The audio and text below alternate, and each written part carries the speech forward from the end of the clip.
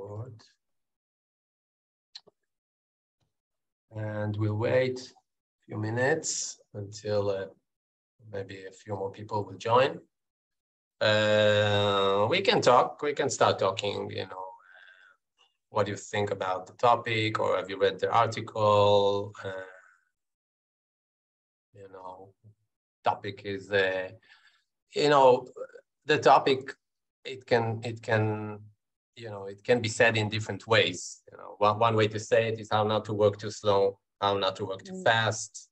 Other ways to talk about it is talk about thresholds, you know, how to work with anxiety, thresholds.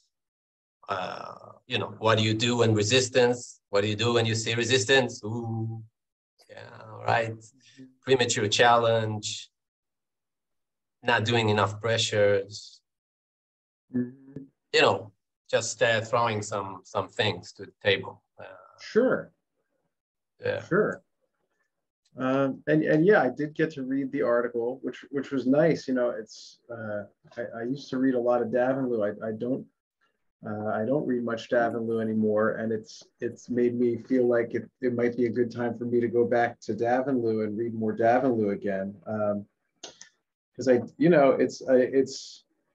you know, I tend to like read and reread texts, you know, over the years, and you come back to it with different eyes and a different mind every time, and you see different things.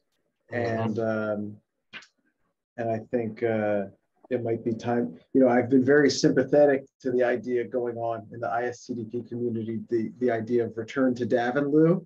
Yeah. I've been really happy to see like all this Davenlu scholarship happening, because I think it's, you know, I think there's something really valuable about sort of tracing the roots. You know, we're all getting our core training in a, very few of us are training with Davenlu anymore, right? So we're all getting our core training, you know, from in like a sort of post Davenlu era. Yeah. And so I've been really admiring, you know, especially that video that was put out by Miko. Miko, and it was from the Swedish group that put it out. Yeah, the Swedish group put it up. Is from Denmark. Yeah. So yeah, I've been really happy to see the whole return to Davenlu movement going. And maybe it's time for me to return to Davenlu myself, with new eyes and different eyes. Because I must admit, the first number of times I went through Davenlu, it was mostly with idealizing eyes. Yeah. And so you know, it's different to go through it, you know. Yeah. You know, I don't know if I can pronounce myself to be more mature, but someone else should make that assessment other than me. But I think I'm seeing it, you know, I'm seeing some things different now, but also still having great appreciation for his you know, because he is brilliant. Yeah. So yeah, thanks for the pressure to read some Davenlu. It was good for me. Yeah, the pressure or the invitation. Yeah, right. Yeah, it's the same thing.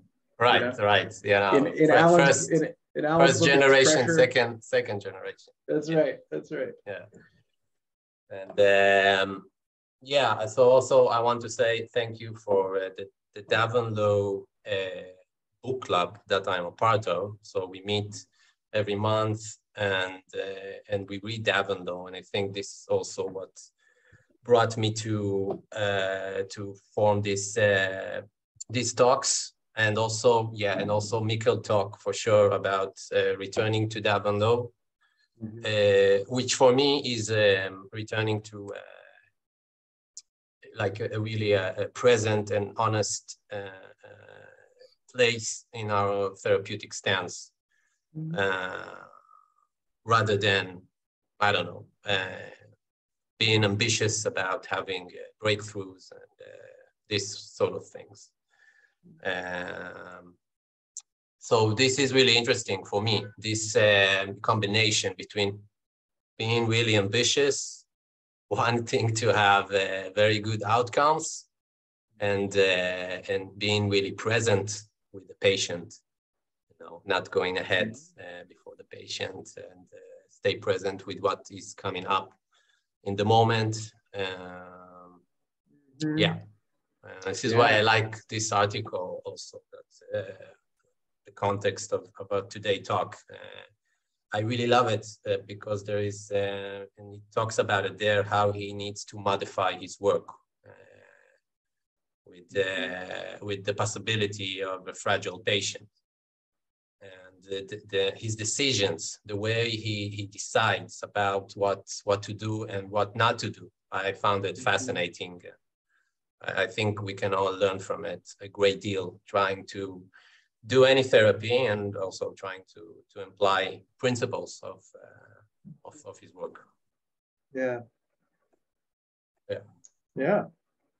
Agreed. And for everybody, this talks is really about learning from everybody's experience. And me and Maury here, we just triggers for develop a conversation. So this is the goal, to develop a discussion and conversation from everybody's experience here. So at any time of the conversation, you're welcome to, raise your hand and share what is coming up for you. Whatever it is, your thoughts, your comments, if you remember a patient that you're thinking about, or whatever you think is you want to share. So what we will bring into it, this is what we will have. It's not a lecture, okay? It's not a webinar. It's not a seminar. It's about really having a space where we can share our thoughts regarding our work. That's what it is. So thank you for joining, and thanks again. Thank Maury for joining us today. As we begin, before we begin reading, we will read the text, we will read the article. But before we start to do that, any thoughts about our topic or about reading the text? Thoughts for me? You're asking me, or yes, just you or everybody? Yeah, or you. We start with you and yeah. Hi, Yuval. Hi, Maury. This is Shravant here. I think this is. Oh yeah, I just wanted to. I just wanted to share a thought or a challenge rather. Yeah. I'm sort of a newbie therapist. So one of the challenges I face right now when I really am interested in attending all of these talks. So you will, even with the supervision, you send us the notes, right? For example, in this case, the fragile patient. So I read it, and then I get busy with my work or other things. And I come back. Usually, I want to revise it again. And when I sit here, I completely forget what I've read. So I think, with time it gets better, but somehow I feel a little, I probably need to manage my time better, but that's the current challenge that I'm facing. Just wanted to share. No, I deeply empathize with that. I've always been really envious of people who can read an article one time and have really good retention for the case and how the case goes and remember the details. I've been rereading this case over the past couple of days, and I even took notes to try to be well prepared for this. But I'm going to be reading it for the first time again in a certain way.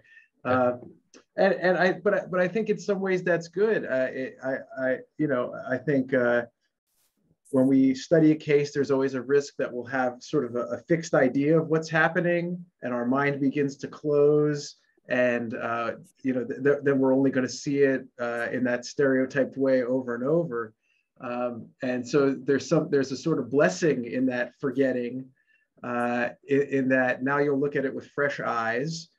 Maybe you learned something yesterday over the course of your working day that's going to help you see something in this case differently. And I know that that's happened to me over and over again, studying both Davenlu cases and cases from the psychoanalytic literature, where I had some idea about the case, some way I remembered it, some way I had interpreted it, and then on a second reading, I see it very differently. So I understand the concern, but I also see the value in forgetting and learning again. I don't know if maybe that's Pollyannish, but hopefully it's helpful. Mm-hmm. Yeah, thank you. Thanks for the thoughts. Yeah, I think it's great. Coming in with fresh eyes is something with our patients also. Coming in with fresh eyes to the therapy session. This is right. It's really important and very hard to do, but really open and you space for learning. So it's great. Forgetting is great. Right. So it's not a problem. It's very great. That's an interesting thing about this case too. I tend to be kind of Bionian, right? And to try to approach the work without memory and desire, preconception, and understand, as much as a human being can, right? And an interest, and that links back to also what you were saying about sort of like our greed for outcomes, our desire for outcomes. Yeah. And an interesting thing about this case is that Davenlu very explicitly approaches it with some amount of memory and preconception.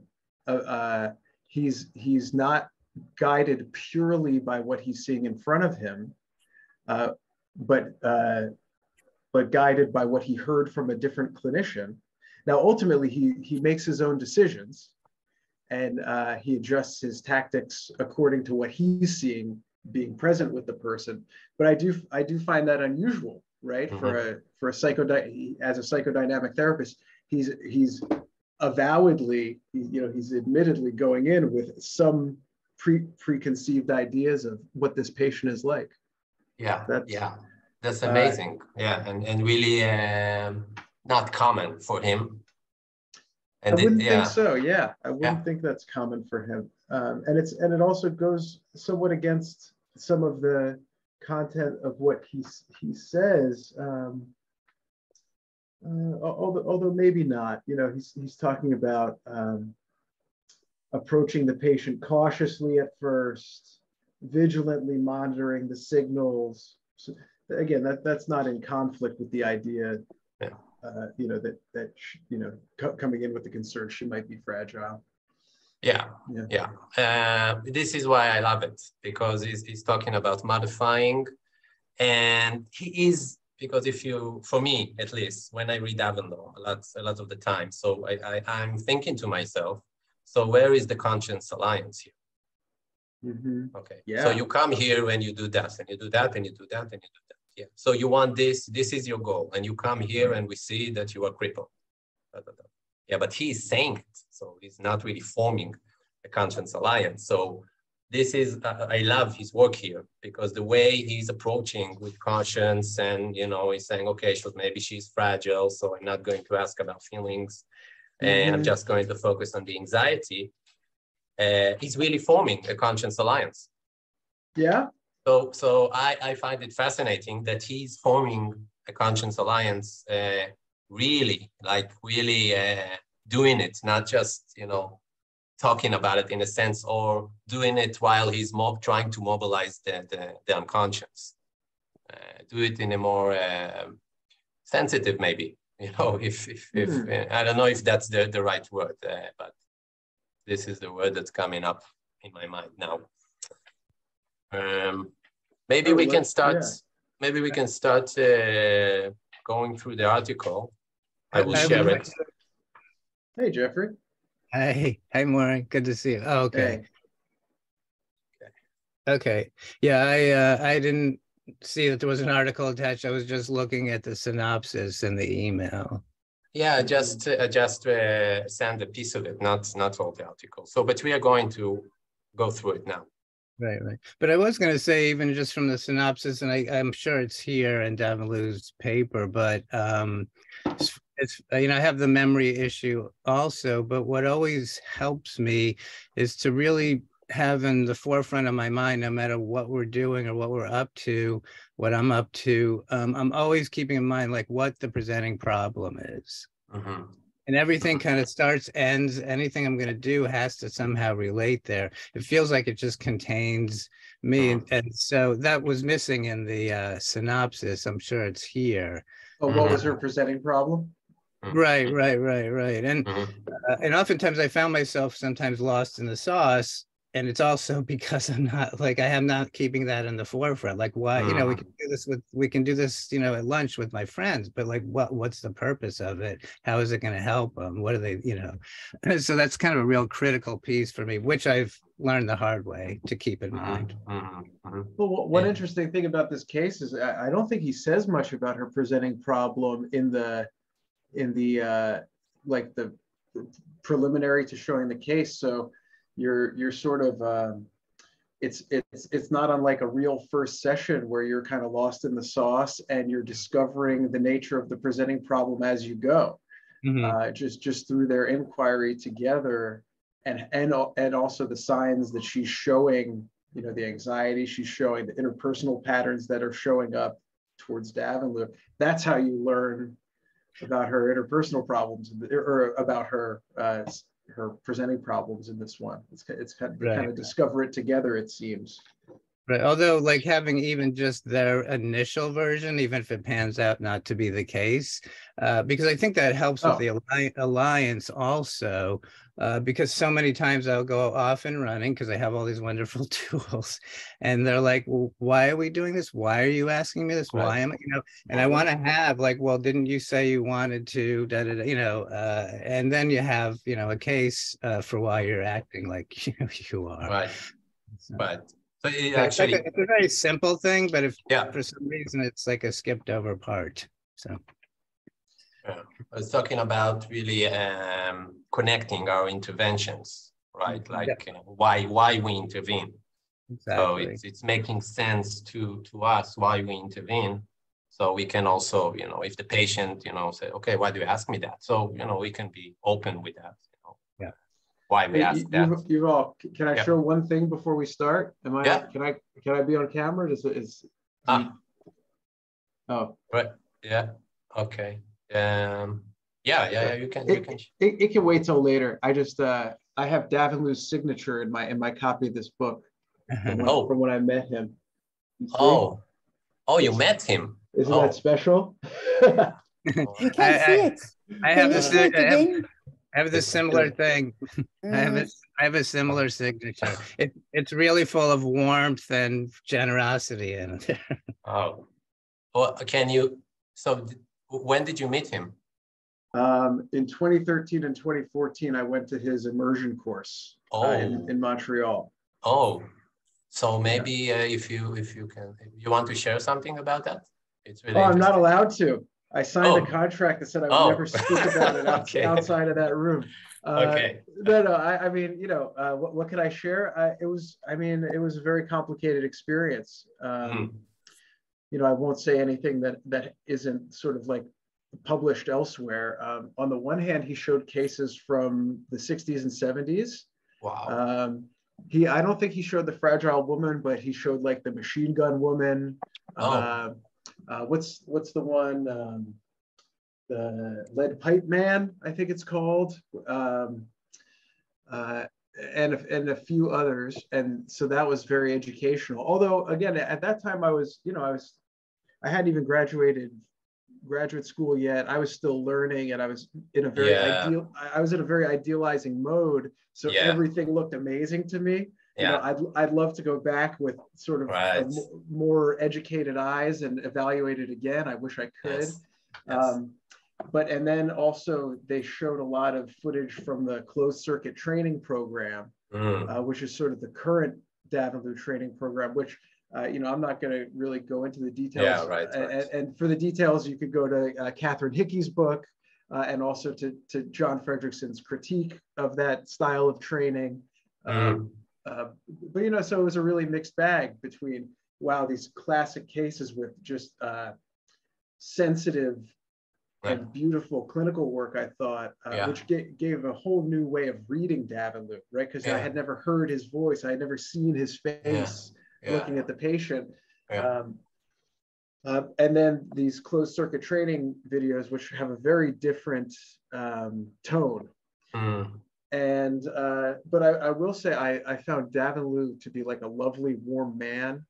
He and I had talked on the phone, and we had exchanged letters leading up to me coming to Montreal. And he remembered me as the grad student from Washington, D.C. And he, you know, took my hand and we chatted, and he signed my books. You know, it was so for me, it was like a rock star experience. But in retrospect, it was very complicated, you know, because his training group and situation is there's lots of questions about is that a constructive dynamic that's happening up there? What's going to become of his legacy, given that the group is so small and closed and not really reaching out to the rest of the EDT community or the rest of the scientific community.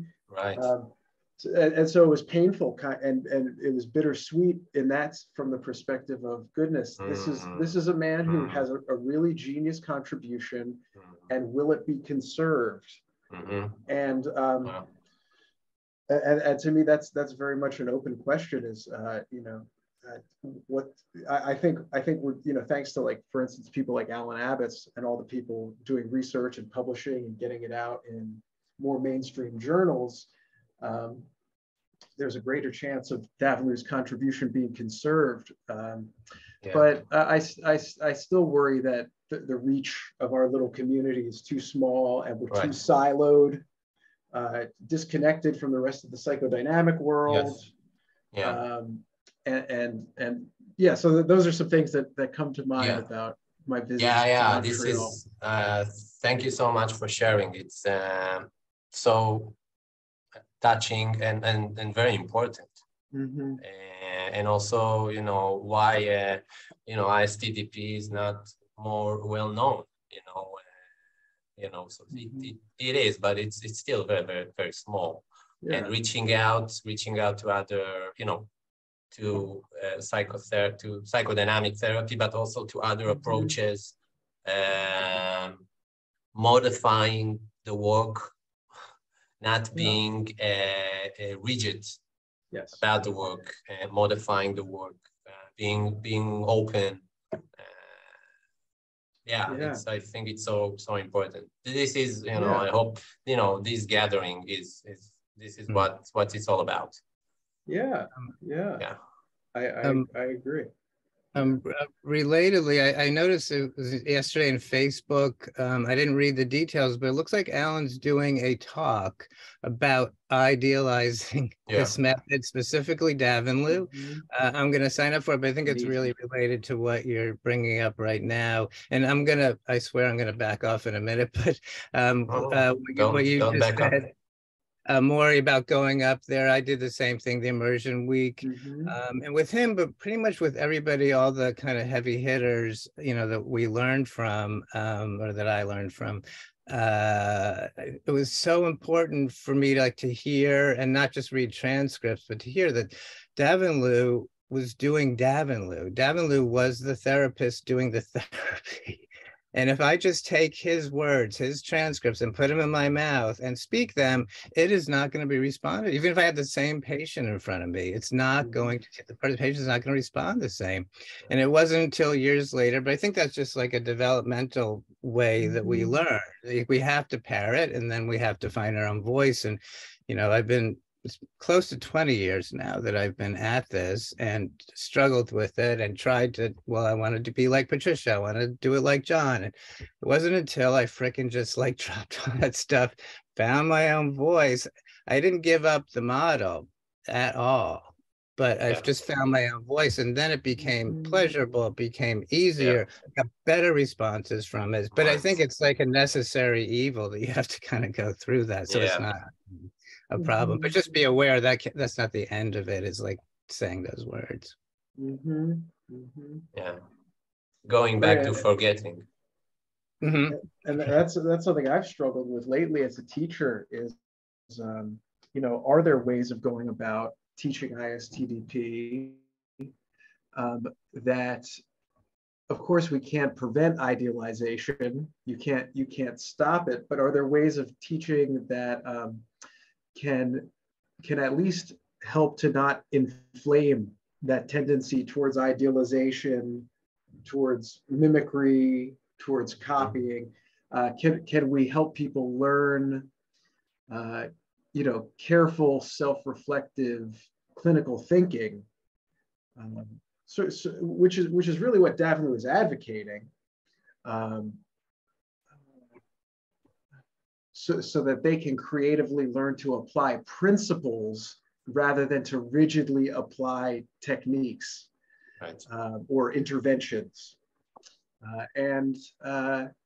Because I think what's wound up happening is, I think you're right, Jeffrey, that pretty much almost everybody goes through this idealizing mimicry phase and then hits an advanced level of training and advanced level of sort of self-reflection and supervision, and at that point begins to become more creative application of principles, more personal. I'm just repeating what you said, but I do wonder if there's ways we as teachers can help change that developmental trajectory. And the other thing I want to say is, I do think when reading this Davenlu transcript, I do see ways that it is idealization prone. And I'll tell you why I think that. And I hope you'll find it a fair critique. And I hope those of you who are still in an idealizing mode of Davenlu will forgive me. But I think, in general, in his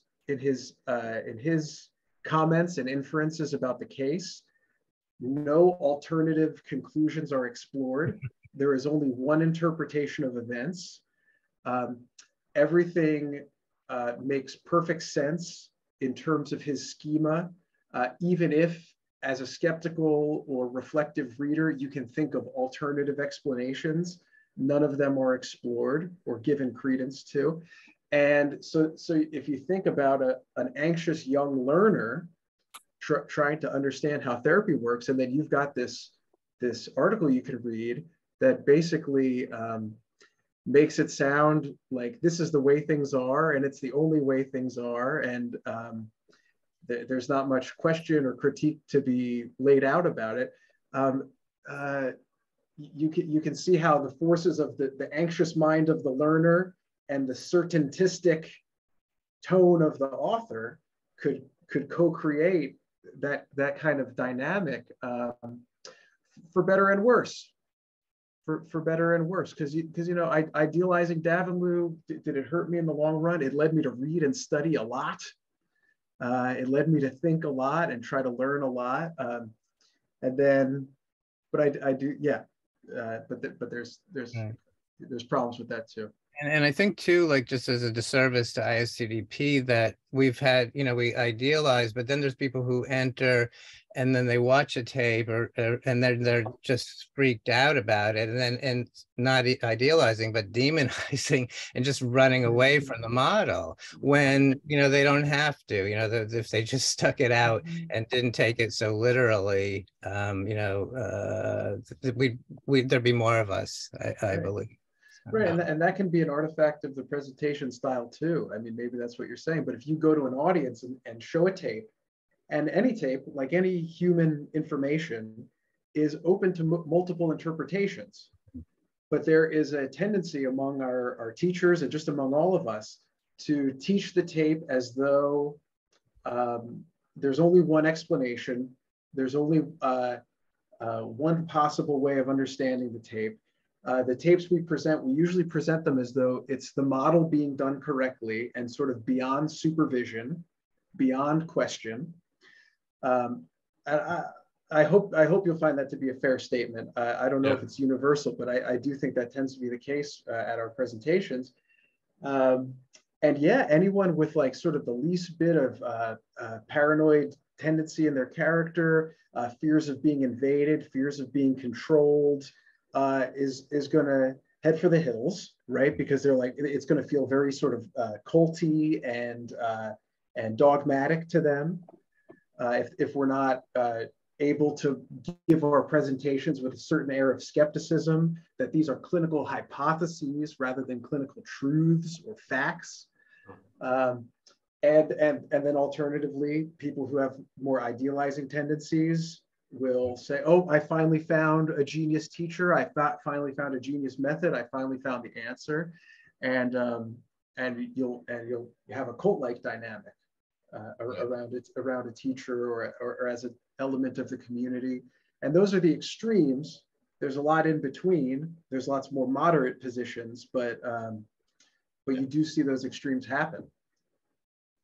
Yeah, these great points. And you know, the ISTDP interventions can be really helpful here. So we're not caught up in the ISTDP interventions, you know, but we have a lot of minds thinking about what is going on, not you know, not just one mind about this intervention is the way to do it, because it's written in the article that it succeeds. So critical reading is very important. So let's try to do that. Like, what can we do different, you know, in the article that he did, or, you know, if we agree. So, you know, what do we resonate with that we agree? So we can develop really, you know, our thinking, not just you know, not just reading through what he did. Okay, so let's go to the article. Maybe we start with the part. I think we start from the beginning. But so we're not going to get the presenting problem, or it's not there, or yeah, really, we will. It's coming up in the beginning, really. It comes out in the session. Okay. Yeah, and he's commented about it. So okay. So in the preview, he's talking about modifying. He's talking about the central dynamic sequence.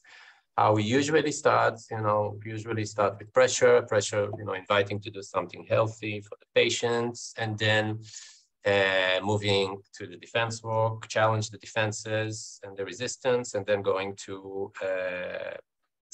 the transference. And he's talking about patients that coming in with anxiety or the feelings to the sessions, and how it can go directly to transference resistance and not going to pressure and challenge. And he's talking about this case. So the case of the fragile woman, which Maury said that he is relating to the interview that she had a week before with an evaluator who assessed her as being fragile. And so from the very beginning, he's talking about the way he's modifying his work. And we can, you know, this is something to think about, how we modify our work. And he's suggesting here like six things that he's talking about modifying his work, which is exerting gentle pressure towards transference feelings, and really concentrate on the physical manifestations rather than actual feelings. Frequently taking pressure off the transference by going to inquiry outside the interview, avoiding challenge. Okay, so if you think about the way we work with fragile patients, so we, you know, I think all teachers said that you avoid challenge with fragile patients. So he says that here also, avoiding challenge, allowing the patient escape routes by which she should describe something less anxiety provoking than feelings, and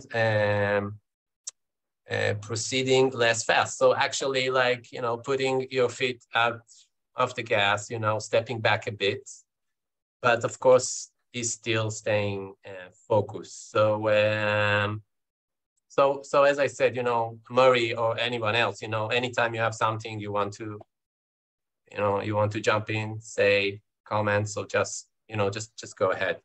Well, yeah, I do have a thought, you know, because I find this a little, you know, it's something to think about, right? For a therapist and an innovator in a therapy model that is so focused on only thinking about the patient's mind in terms of how they're responding in the moment, it's a little weird, right? It's not what you would predict that right. David Liu would be taking some other evaluator's opinion, right? Probably some psychiatry resident that was working for him at the time, and basing his approach on that, you know. And I do think probably later teachers and innovators in ISTDP would say, you know, don't do this. Don't operate the session based off your preconceptions. Right. Wait and see how the patient responds. Right. Don't plan. Right. Response to intervention, and you know, right. Yeah. So this is a little bit odd. Again, I think the idea of being cautious is always good. Right. Right. I think the idea of vigilantly monitoring the patient's responses for danger signals is always good. It's something we should always be doing. Right.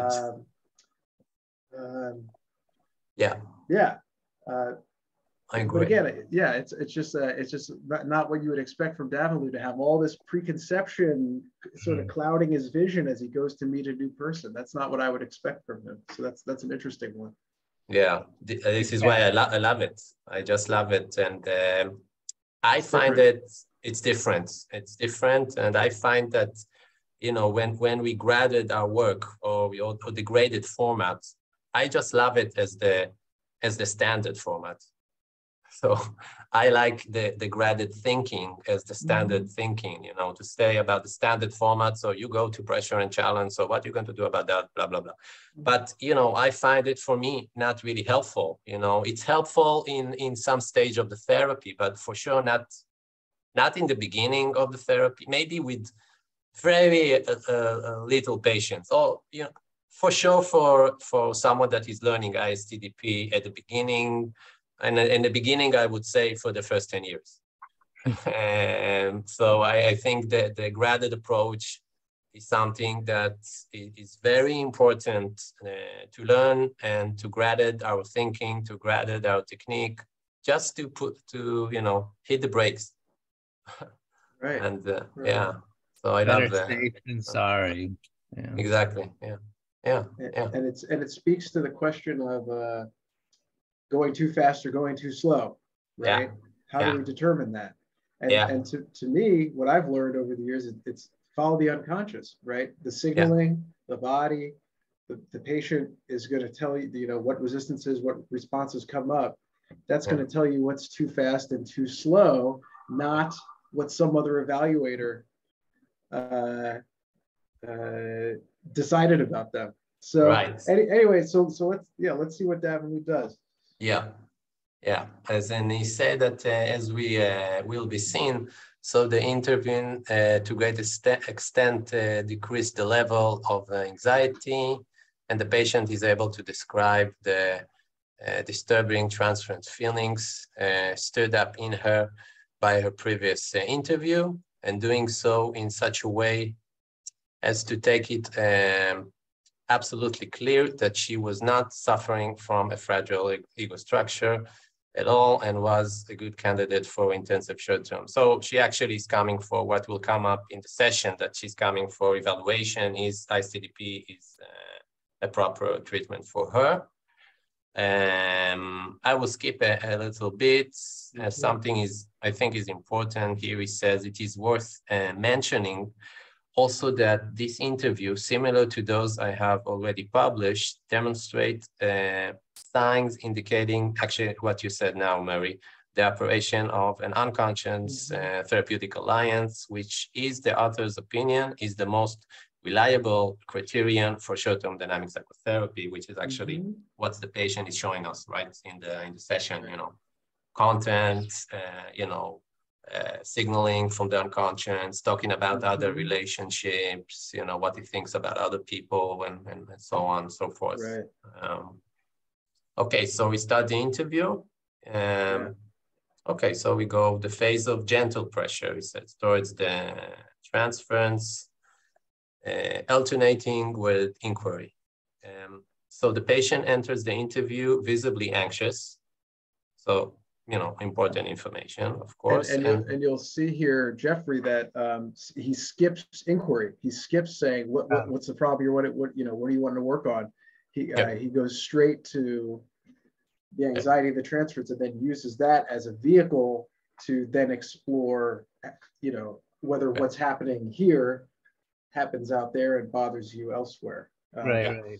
That has messed me up so many times I can't tell you. Yeah, it's a tricky one. So it's going to the unconscious actually with what is going on, with what he sees in front of him and the patients. So actually, I think it can get us into trouble if we go that way, and then the patient says, well, I'm not. I don't notice anything. Right.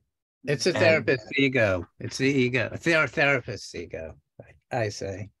What's the therapist's ego?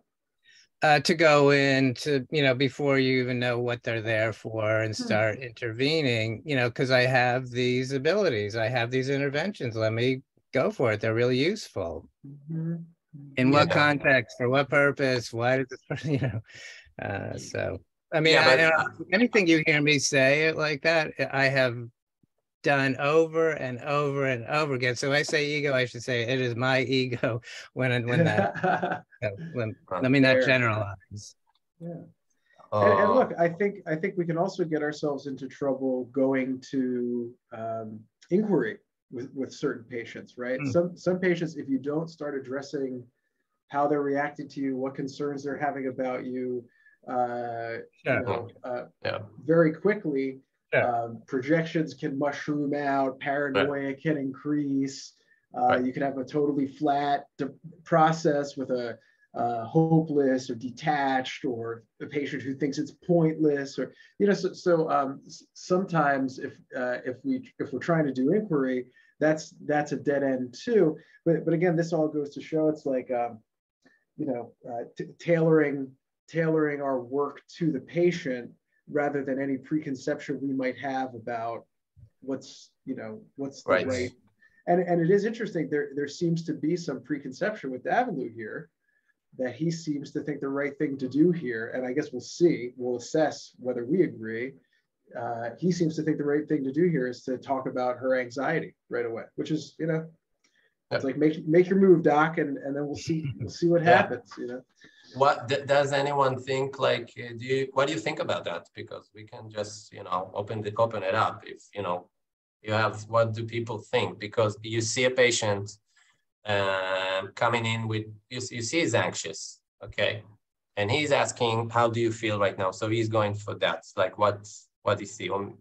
What do you think about that? So, like what other options do you think about? Patients coming in with anxiety, so you address that. You say, how do you feel right now? Well, I think that, like Maury said, it's not one thing or another. If the anxiety is really, obvious, you're not going to get much. You're not going to have a smooth inquiry either. So but it also, like, what kinds of interventions? Maybe it's just like saying, it looks like you might be nervous right now, but not go like the full, Monty on the intervention for that, and just give them an opportunity to say, yeah, I am anxious, or they say, no, I'm not anxious, everything's fine. Right. I'm thinking about, there's intervention about what do you want to look into when the patient is anxious. So what do you want to look into? I think, like, for me, it's less. I would like to address, the patient is anxious. I think it's important. Also, I think it's unconscious supervision that the patient is telling us, in a way, what he needs help with, when he's coming anxious. So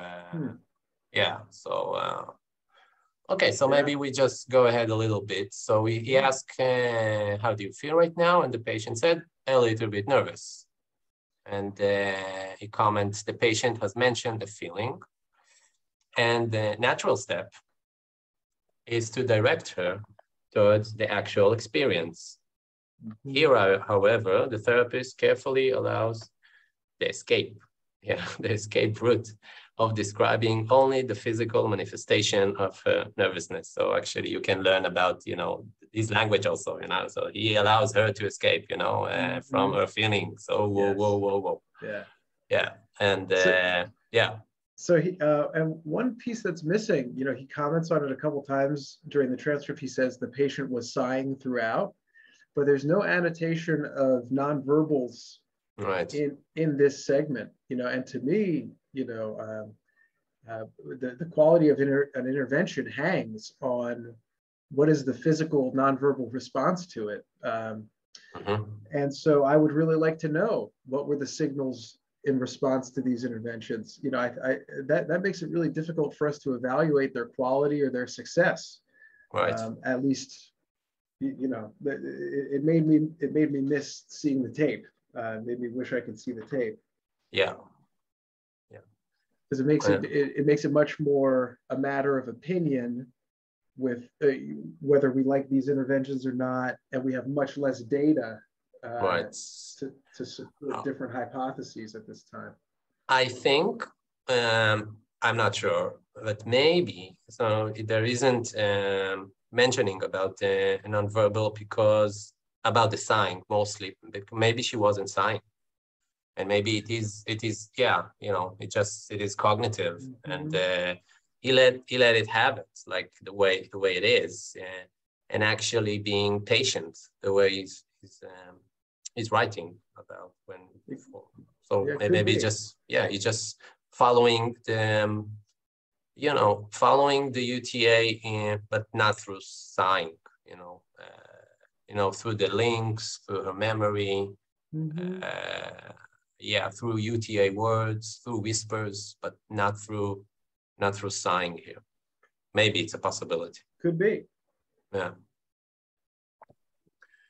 Okay. And then, so he asked her, what is it like right now physically? So focus on the physical aspects. And she is saying, my hands are cold. I feel my heart is racing a bit. It feels somewhat uncomfortable.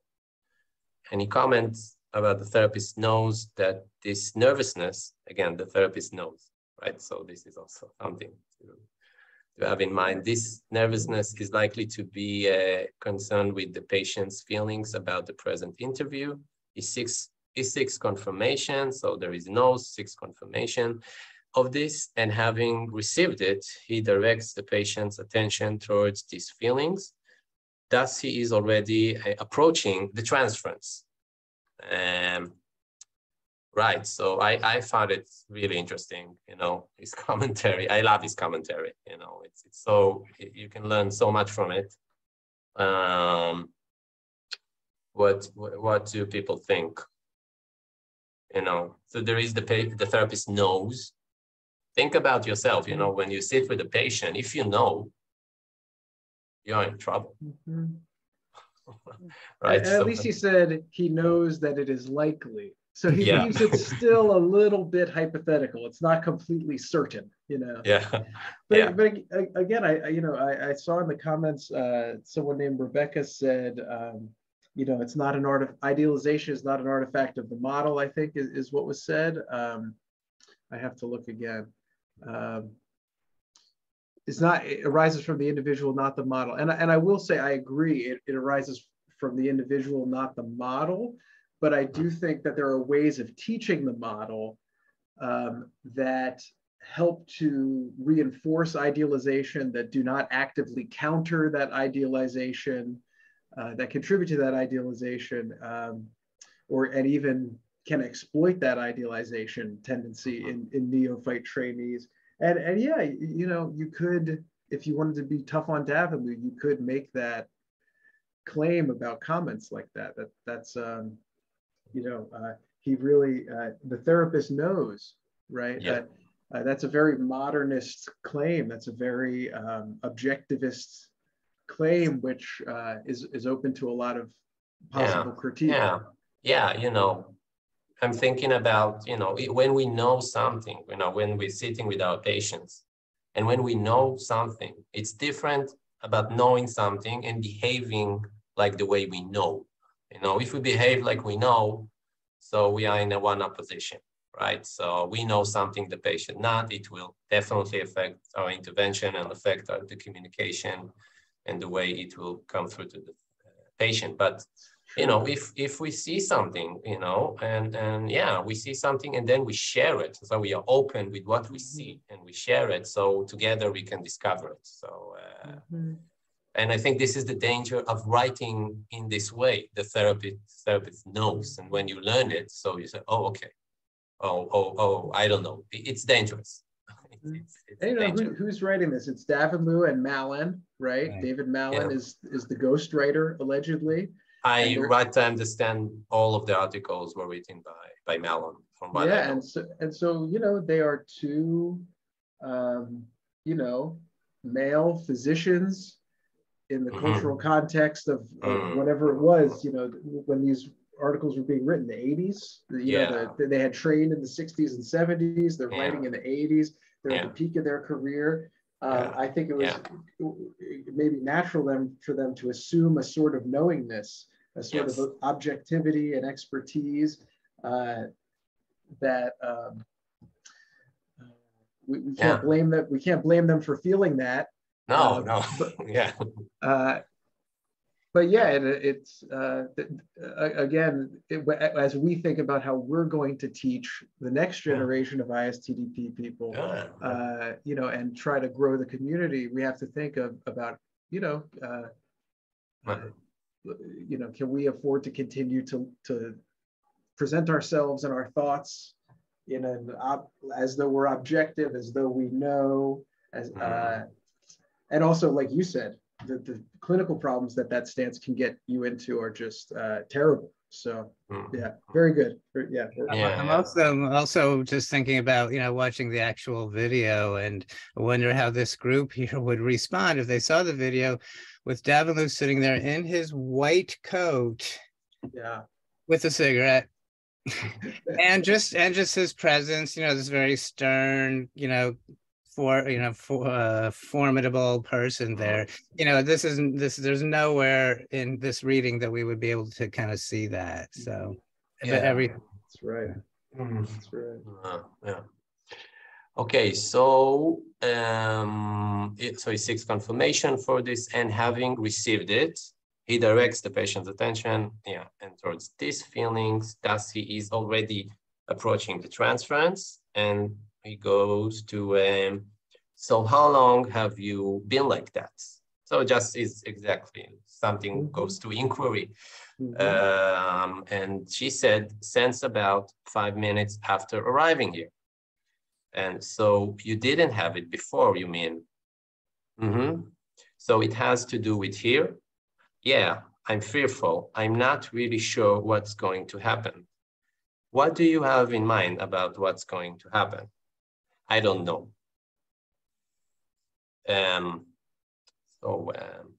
Comments about that. You know, he's going for inquiry, and you know, there is a lot to talk about. First, he's modifying, right? She's anxious, so this is actually in the function of anxiety regulation, right? Going to inquiry to regulate her anxiety. But also, like you said, you have other things, also like directing it to this transference, so there is something there, but not approaching it in a direct way. Right. And I think it's going really well because he's getting information now about what are her preconceptions and worries about the therapy setting. That are important for a therapist to know. Right. You know, what are the shoes that she's coming in with? Because you know, she's not experiencing him as an inert, neutral figure. She's experiencing him as an anxiety-provoking figure, and we're going to want to know. We're going to want to gather information about why that is, and so that's, you know, I love what he's doing so far. He's you know, he's getting this information quickly, so that's good too. Yeah. So quickly. Again, like he's going slow about it, in a way. So he's not going in direct way, but he's getting a lot of information.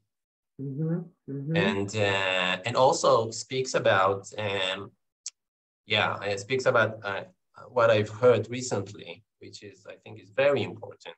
When defenses are in operation, but the patient is, communicating valuable information, so you don't do anything about defenses, right? So you let the information come and you build your interventions upon that, and not focusing on the defenses, right? Because there is resistance here, of course, but there is very valuable information. So we go with the patient, with the unconscious of the patient. Right. And at this time, he would have no basis for challenging any defenses. They have no alliance against these defenses. Right. So yeah, you just have to get what information you can, and be patient. Yeah.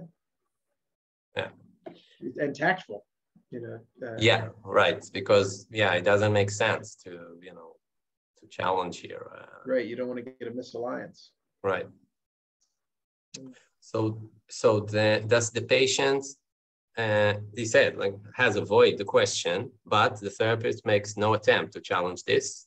Instead, he continues with the question, which is purely factual inquiry and leads away from the transference, thus serving to reduce the pressure, but at the same time is designed to throw light on the transference indirectly. So he goes to, usually you are like that. You are nervous in situations like this.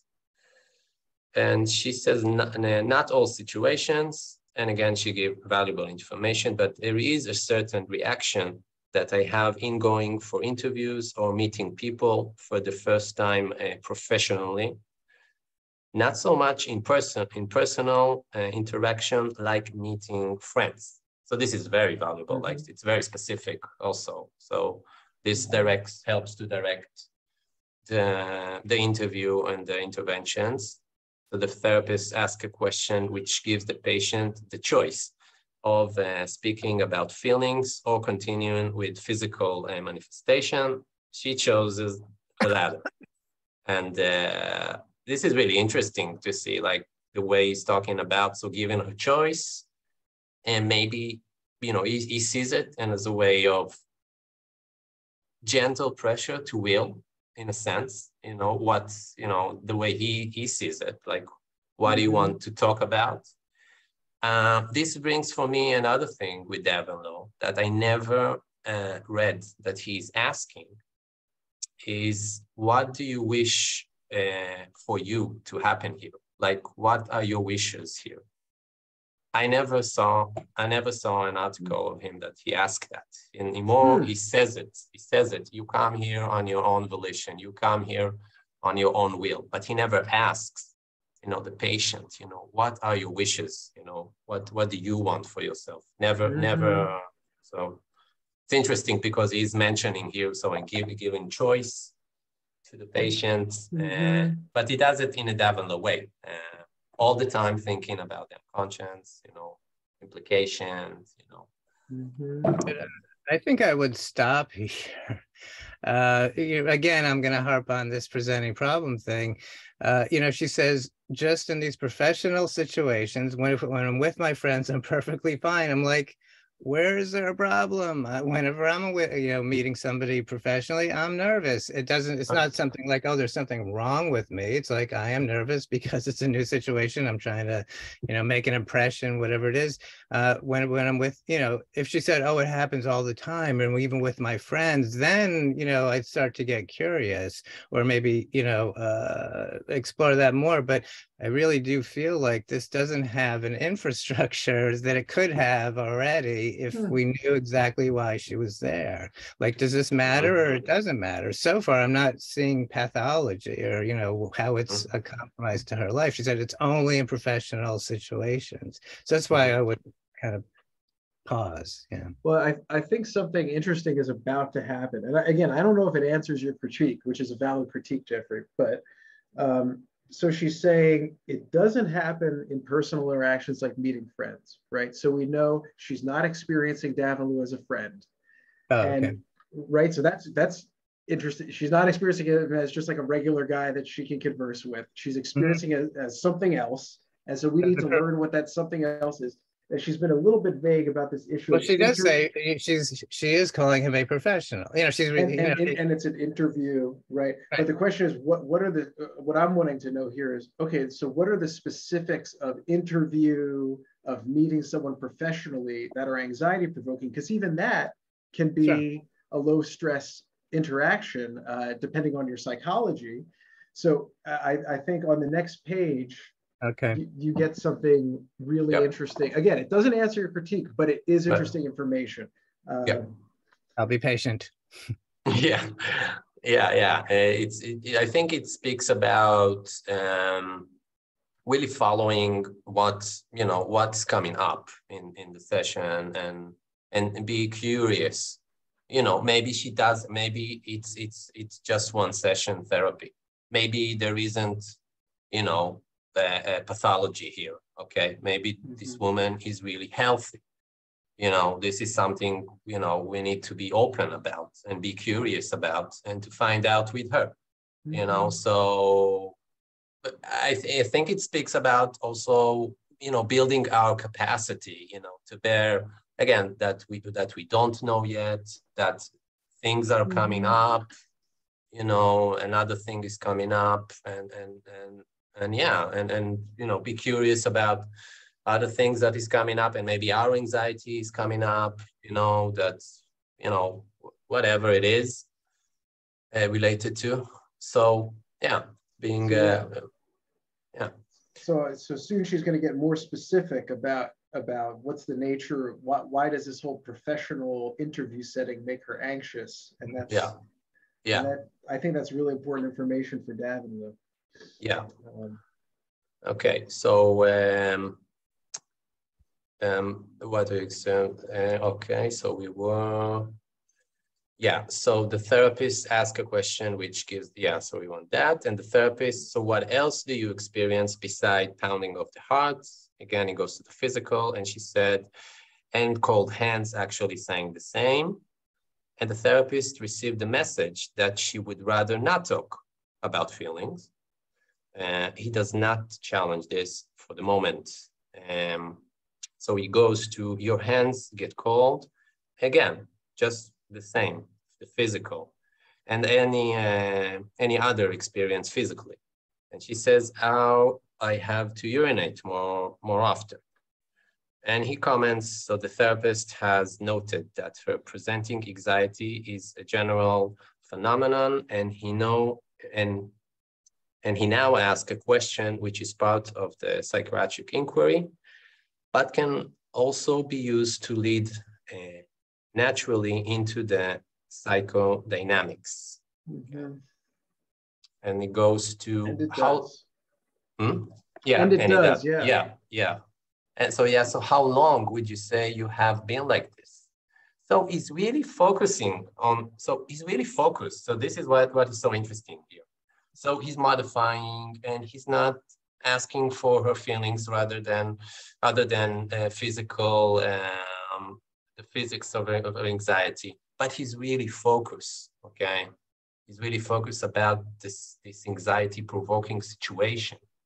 And this, I think, it gives the atmosphere, the Davenlu atmosphere, about some sort of tension, okay, we are here about something, because these questions are focused. And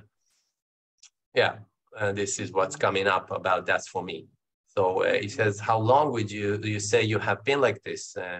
That when you meet a new situation or person professionally, you develop this. And also repeating, of course, the patient words is so important, following her UTA. And she goes, probably the first time I was aware of this was when I was about 10. Okay, so this is, okay. I was aware of being nervous and having to urinate. I wasn't so aware of my heart racing or cold hands, but I remember cold. So yeah, so this is really valuable. And you are talking about elementary school, am I right? Yes, when I had to put on a performance, big word, I was very nervous. Okay, so yeah, okay, so there is something about that. She's coming to see a professional, not she has the sling. Okay. Right. And that seeing a professional isn't just going to get help for her. It has a dimension for her, or at least right now, for whatever reason, what's coming to her mind is that it feels like a performance. Or we can infer or make the hypothesis that something about this interaction is making it feel like a performance. Yes. Or perhaps nothing Davenlu is doing is making it feel like a performance, but that's her distortion, that's her transference, that's her history. Right. And that's important information for Davenlu in the sense of now he knows what shoes are the big risk, and now he knows something of what is making this an anxiety-provoking experience for her. It's not just she's here to get help from a friendly man. Yeah. It's that she's here to do a performance, and we're also going to get more detail about what's the nature of this performance. Right. And this is important information for thinking about how we're going to intervene. Right. Right. And also, about her, transference feelings, and also projections. Yeah. That are in the way, maybe, her anxiety is relating to, projection, transference, both. It's not clear here. Yeah. Yeah, it's like whether we call it projection or transference, you could make the hypothesis here that somehow the interaction between her and Davenlu is kind of infected with this notion of performance. Yeah. And there's something about that makes it not a friendly thing, but a anxiety-provoking thing for her. And so Davenlu is going to have to work against that. He's going to have to do everything he can to help it not feel like a performance, or to help reduce her perception that it must be a performance, or to challenge that. Yeah. So anyway, let's go on, because she's going to get more specific. Yeah, get out of the shoes of she needs to perform. Yes. How is he going to help her with that? Yeah. Yeah. And he goes to, were there incidents when you were called to the front of the class and you would become anxious and nervous? I think it's, so this is brilliant. Like, he's making a link, because she talked about school. So he's asking about performance. And she says, I went first to, can you give this word? Parochial. It's like a religious. Strict. Okay. Religious, yeah. Religious, yeah, like strict. Okay. School, which was very strict, yeah, and we weren't allowed to speak out of turn. Also important. So that was a very nerve-wracking situation, and I really was never asked to. Oh no! Wait a minute. When I was in first grade. First year, the teacher humiliated me in front of the class. Okay, so we have a situation, actually. Okay, she has a link. We have an example. Okay, and this is how long is it in the session? Like, a few minutes, I think. So the therapist exploration of the physiological concomitants. Okay. It means the things that occur at the same time. They parallel. They happen at the same time. Like I'm waving my hands concomitantly, or I'm snapping and waving. So physiological concomitants of anxiety are the things that happen when anxiety is happening. Okay. So they're paying dividends, and she's feeling more at ease, with an indication that the Conscience Therapeutic Alliance, so it's talking about the Conscience Therapeutic Alliance here, is being cemented. Moreover, as will emerge much later, this memory is actually a cover memory for one of the most significant situations in her early life. The therapist continues his line of inquiry. So let's pause there. There's some questions there, because first of all, what is the evidence that the conscious therapeutic alliance is being cemented? Yeah, that's a question mark for me. Yeah.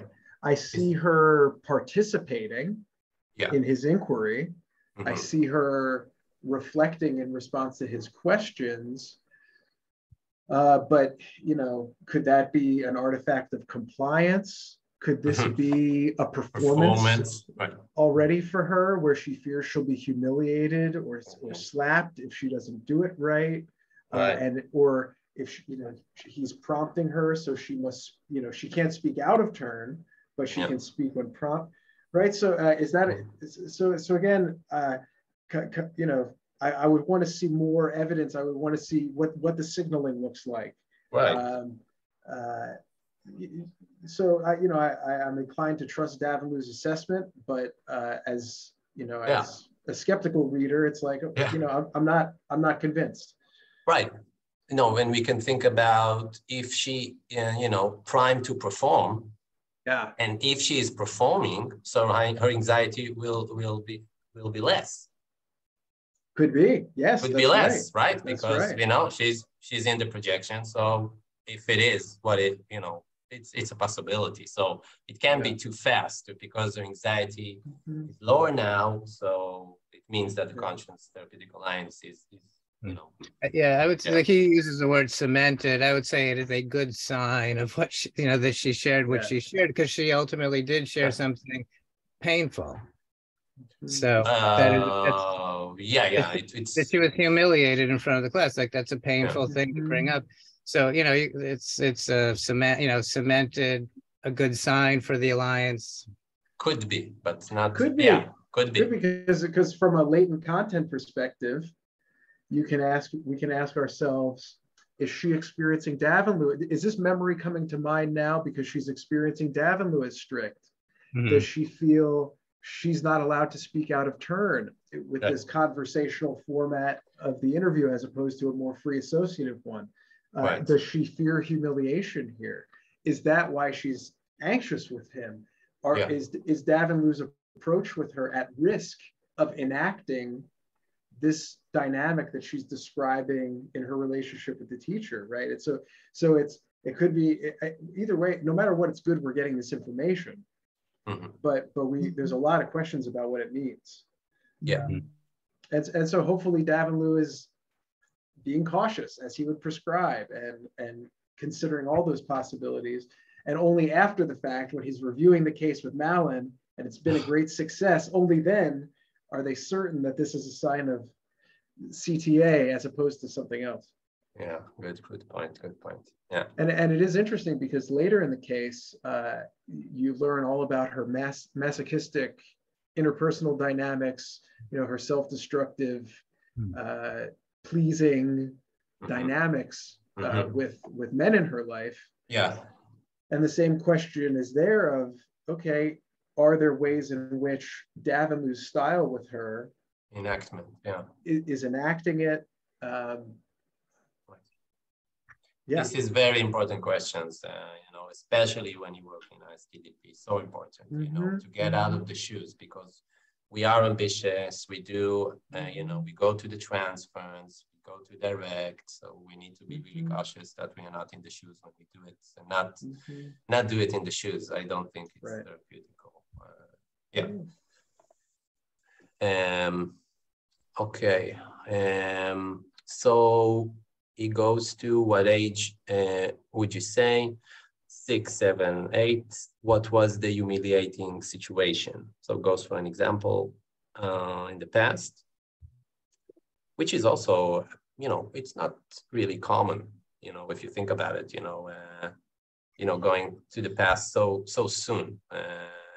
You know, it's just 5 minutes, you know, and he's going to a situation in the past. Usually, you know, he would work in the transference, but he just followed this example. And in a way, as he said, he's like indirectly working on the transference by doing it. He's like, he's giving her the defense of displacement. Yeah. So he can learn about how she might be experiencing him by listening to the themes and the stories she's going to tell. Which is a cool tactic. you know. Cool. Yeah, very cool. You know, yeah. Yeah, yeah. Definitely working in the defense. Yeah, it's very cool. Definitely working in the defense is cool. I like it. So I was given a series of photographs, and I had to draw lines to indicate that way they related to each other. Interesting. And I went up to the front of the class and gave it to her. And she smacked me across the face because I had done it incorrectly. Yeah. So again, like, you know, these implications about, you know, talking about it with him right now. And yeah, and he doesn't go there. Like he doesn't, so he doesn't like, okay, so like, how do you feel? He would like, this also brings up something, you know, what feelings are coming up here towards me is one way to go. You know, from what I, you know, what I think about. And another way to go is just, how are you now with me? Not what feelings are coming up here with me in, you know, in expecting, you know, what feelings are coming up here towards me, but just how are you here with me? Because I hear this, you know, I hear this, and I'm just wondering, how are you here with me, you know, to talk about it. Yeah. Are you saying in response to what she just brought up, you would follow up with that? Yeah, this what's come for me. I would, you know, want to know how is she, because of what she's saying here. I want to know how is she, not putting pressure for her to you know, to give something for me, just checking in. I would also say, I just want to check in with you, you know, how are you? Yeah. And you can even say, you know, is that a concern you're having about us?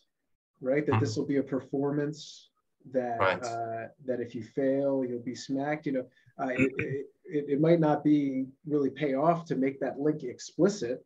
Yeah. Maybe you want to keep that as a silent hypothesis for yourself and think, oh my goodness, I need to do everything I can not to structure this interview in a way so that it, you know, to prevent it from feeling like a performance, to prevent it from being different. Like, being different. Or that. Creating a new experience with her, a different outcome.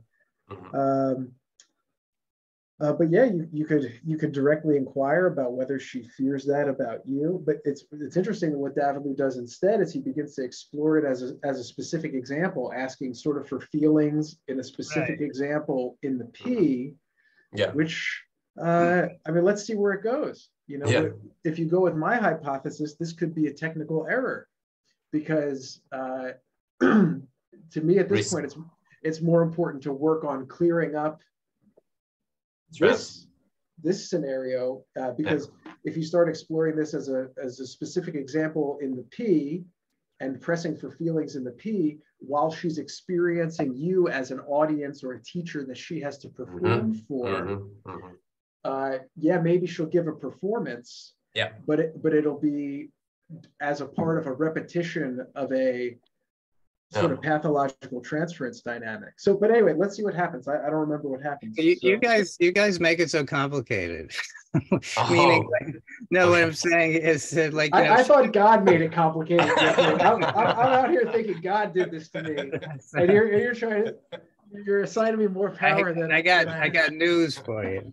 No, I was just saying here, because to me, I think I at this point side with Dav and Lou. Like, she just brought up something pretty stark, pretty awful. You know, she was slapped in front. You know, and so I make it easier for myself. I just go with what's in front of me, and to really flesh out, like, you know, can she connect with the feelings that she had at the time towards the teacher? You know, and not to say that we're not going to get to the transference, but, like, you know, raise all that up so it's much more potent, and see her anxiety. You know, it seems like it could just be premature, because then you're redirecting her. Like, she's in that moment, and you just want to help her really, because she could be stuck in that moment her whole life, and that's the problem. And so you want to kind of get that on the table, and then, you know, anyway, yeah, more of a kind of like, you know, what's in front of me rather than. It's that's very valid. And it's not one or the other. Like, you can always get to it. It's always going to be there. It's not a missed moment. That's right. That's right. Because you could be exploring this specific example in the P, and you're seeing more signs that she's experiencing it as a performance and trying to please you and not get slapped, and then you have to go back to the T anyway. But that just goes to show there's no quote right way to go. Right. There's multiple pathways, and the unconscious is always persistently trying to communicate to us to be a GPS for us and get us on the right track. You know. Yeah. But also, like like now, I would feel like if I had moved into the T here, I feel like I would have abandoned her. She just brought up something really, you know, I think sensitive and upsetting. And well, let's talk about us. You know, and I think that would be like, well, what about this thing that happened? Okay. So would it be fair to say that we actually, can you hear me? Yeah. Would it be fair to say that we actually now responding to the content, we don't have a tape, as you said, and it's important that we would think like we do in therapy world about attunement and like a attachment-based ISTDP. I'm sure Davanlu is following that because on the beginning, he assessed her and he made a decision that he is not going to follow the feelings, he is going to follow physical experience of feelings. And he's quite consistent with that, knowing that she is fragile. So staying in the P and focusing on the current with her physical experience, that's what he is following. Would that be fair observation? Yeah. I think that's what I was saying to follow. This is what she brought up, and there's no doubt feelings, anxiety, defenses, all right in what she just brought up. So just utilize that while it's there. And I think is also thinking in a multiple level all the time, you know. So in a way, he's thinking, you know, if I will see something, I will address it. If I will see the anxiety is coming up high, I will address it. We just, you know, bringing. I think it's great, you know. We are bringing options. You know what we can do. There is no right or wrong. The patient will tell us if it's right or wrong. You know, we always have to remember that. And we can just, you know, we test our assumptions and we get answer from the patients and just listening. Yes. And also we're trying to make sense out of it because like idealization as we grow up and learn, the idealization is the obstacle to learning. So it's really great to see his way of doing it and not having the tape. We can think we go different directions, but he made a decision that she is not ready for exploration of feelings, and that's proven quite right. Yeah, good point. Stella. Yeah. Yes, I want to ask a question here, especially after this conference. This is exactly the place where I have personally have trouble with putting those models together. And maybe you guys can tell me, like, in that moment, how is it possible and what's the thinking of a therapist when the intervention right after that is not ouch? When the intervention right after that is not ouch, or the response? Yes. I think that's what I was saying. I agree with you. Yeah. It's not ouch. Like for me, it's honestly, it's the only possible intervention. But am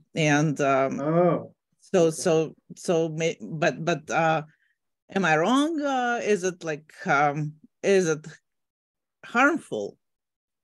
Would it throw them over the threshold? Is there a scenario where this ouch is not really a useful intervention? Well, no, that is really, to me, the beautiful thing about Davanlu is or at least what I've taken from learning Davanlu is, in a certain way, there's no wrong intervention. Just in the same way, there's no wrong hypothesis, right? So there's nothing wrong with trying that, so long as we are then setting about to follow what happens after we make that intervention to see what's the patient's conscious and unconscious response to that. You know, does it make them sick to their stomach somehow? Does it make them feel as though you're some seductive figure? Or does it make them feel as held or helped or supported or appreciated? Is it rather inert? And the patient just goes back to talking about what they need to talk about, and the unconscious GPS puts you back on track. You know, so of course, say ouch. If that's what comes to you to say ouch. If it fits with your model of the patient's mind, what you've learned about them so far, especially, if you sense that they'll experience it beneficially, of course, say it. But we also can't rest on our laurels and assume that just because we have a good model of the patient's mind, we know what's the next intervention that's going to help them. We have to look at the response.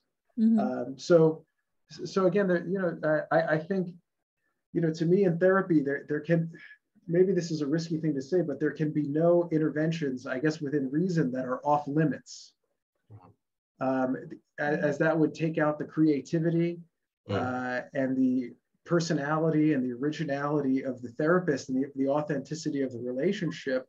But what would be off limits to me is assuming that it's a good intervention without making the patient's response our basis for our sense that it's a good intervention. Does that make sense? Does that answer you in any way? Yes, it's very helpful. Thank you. Okay, good, wonderful. And Stella, I appreciate that too, but I also am interpreting your intervention as the ouch is a shorthand, and it's an invitation to the patient at this time to talk about their feelings about what happened, right? So if that's where that intervention is leading, I think that's what I think you and I are on the same head with that now. I think, Stella, what I've learned, it's the good guide for me. It's what you already all said, as well as checking, are we in sync, are we out of sync, or how are we joining together? You can sense the energy, you can see the body language, you can see outside the verbal response. One of my supervisors, it's quite keen on us watching our tapes without sound. And that is really helpful. Great. Yeah. Right. Yeah. So I guess it depends on the tone in the session, which is hard to grasp from reading the text, right? So if we hear the response and really learn from it, we got the information from the patient. That's the best I would describe. Yeah, and if we get out of sync, you know, if we get out of sync and we feel like something is off, also, you know, we are allowed to, you know, just to check in, you know, if we don't know, and a lot of the times we don't know what went wrong, you know, but we feel that something is off. Okay, so we can check, you know, are we, you know, just, you know, are we okay in where we at? Or, you know, just checking in if we don't know. And I tend to think that, you know, that we don't even have to ask the patient necessarily if we're okay, if we're in sync. The patient's body and their statements will show us. The unconscious GPS is always on, always trying to direct us to where we need to go. So sometimes it's just a matter of listening to the response. I totally agree. I was trying to make another point about, you know, but because, you know, sometimes we don't follow, like, you know, because we're not perfect, so we don't follow, and we get out of sync, you know, not being perfect and all of that. So yeah, I totally agree with you, but also in another level. So, you know, just to check in, is it, And if I don't know, I also ask for feedback, ask how that makes sense, what how they're hearing me. And that it's again a great source of information, because I might assume that this is landing, but it's not actually landing. I think also empowering the patient, you know, not getting out of the, the experts.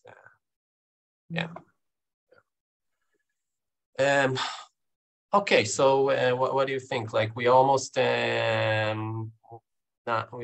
90 minutes in. It's really interesting. We can go maybe from this another paragraph. And then, call it. Sure. Okay, so there's something interesting here about the example, and he asked for her reaction, which he also explained how he modified his intervention. John Frederickson talks about it a lot,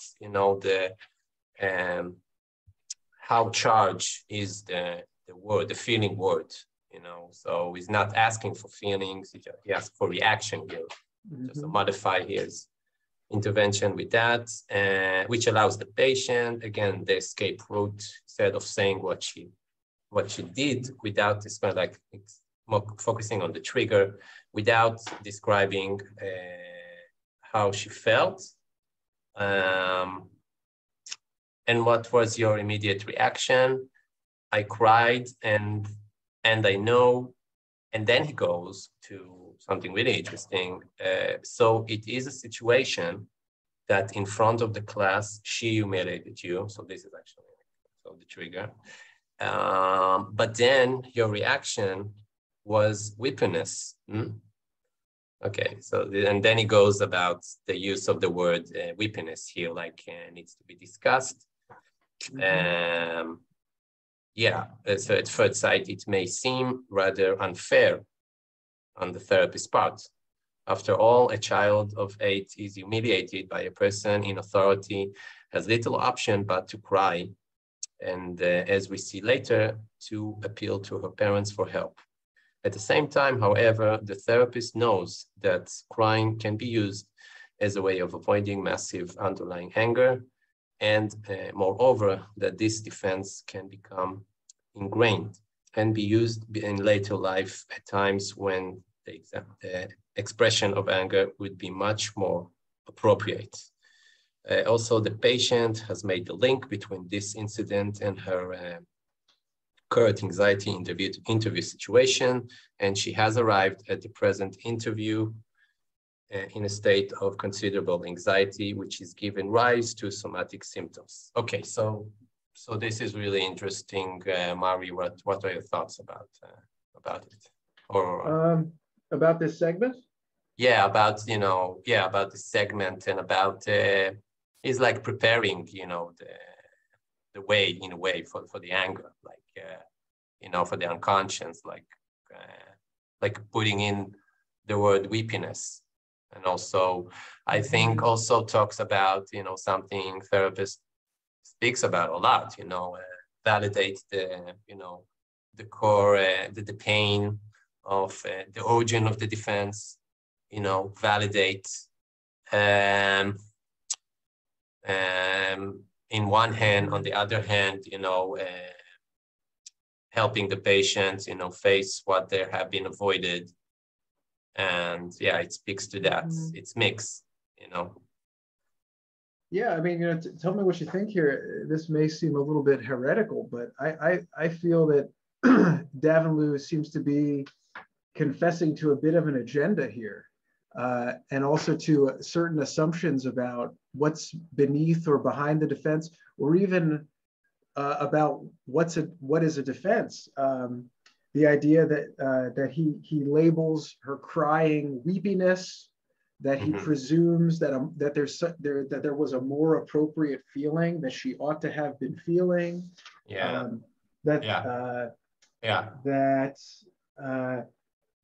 That he knows that this is a defense against anger. These are somewhat omniscient statements. Sure, they're based in theory, and they're congruent with his clinical theory and the clinical theory of other analysts. But I tend to, again, it's a weird contradiction, because on the one hand, Davenlou is very interested in working in the here and now, working with what's emerging, working with what's at the surface, what signals are present right now. But he's here in his description of what he's doing, betraying that he makes a lot of assumptions about what's going to happen. Yeah. And again, that's okay. Maybe it's a human inevitability, but I think it can lead to sort of biased or leading style of intervention. Yeah. Priming or even suggestion, and that's a very risky thing to get into when you have a patient who has performance tendencies, masochistic tendencies to please demanding men, as we learn later. So again, it's this is my 11 years studying Davenlu, returning to his cases with a skeptical eye and a questioning eye, about that kind of mindset that he seems to be in with this case. Although he says crying can be, but I totally agree with what you're saying. I think it's very important to think about it. Like, when you say something like that in a therapy session, okay, so is it really from a place, you're putting so much into it. And so are you really evaluating when you do it? Are you really, you're putting something there? Like Jeffrey said, okay, when I go to the transference now, you're taking her from where she at. So, it's really important to think about it. And But again, it's just one hypothesis, and I think that's kind of the beauty of this setting and of this conversation and of studying Davenlu. It's like he's presenting hypotheses about what's happening. He's presenting them at times as though they're the only possible explanation about what's happening. But I think it's good to kind of crack it open and explore alternative explanations, alternative possibilities, be open to your own perspective from your own training background about what these things could mean and how they link up, and other ways you can make sense of the data that's unfolding. As a guard against kind of dogmatism that can occur within our community, that there's a singular way to interpret clinical material as opposed to multiple. So anyway, I appreciate a setting like this and a conversation like this where we can entertain a variety of possible perspectives on what's happening. So I really appreciate your comments. I love this this space and this conversation. I think can I make one addendum? Yeah, sure. Addendum to Stella's ouch, and it's based on what just came up. The ouch could be there. I might put the ouch, but what I wouldn't follow it with is, oh, that must have been so sad, so enraging, just to keep it open as an invitation, but certainly not to fill in the blanks for her. So I didn't know whether I want to just clean that up a bit. I'm sorry, Yuval. Yeah, okay, great. Any other comments or thoughts, about the article, about things that we talked about? Well, thank you for indulging me. I think I took up a lot of space here, but it also is reflecting where I am, which is nowhere in this community anymore. I'm living in Florida. I think I'm the only one doing ISTDP down here. It's lonely, and I do not get to have these conversations. So I'm a little. So now you have. So now you can come. Now you have a space. Your thirst is quenched. Right. I'll try to curb my enthusiasm next time. No, don't. Please don't. It's great. Okay, so thank you so much, Maury. It's been a pleasure. Yeah, thanks for inviting me. Thanks everybody. And we will go each month, different topics, different material, and I will post this conversation, and so you can watch it. You're welcome to share it, of course. And also, just let's try to continue being in contact and about, our work. I think it's so missed, because when we met in the conference, so it was so great for me to meet with, to meet with the community, to be together, to learn together. So this is what this is all about for me. This is the way I learn the best, like just meeting, sharing ideas, being open, getting through our barriers, which is part of the process, and continue and meeting and thinking and learning and being together. So thank you, Maury, and thank you, everybody. Thank you, guys. See you soon. Okay, Thank you very much. Bye. Bye-bye.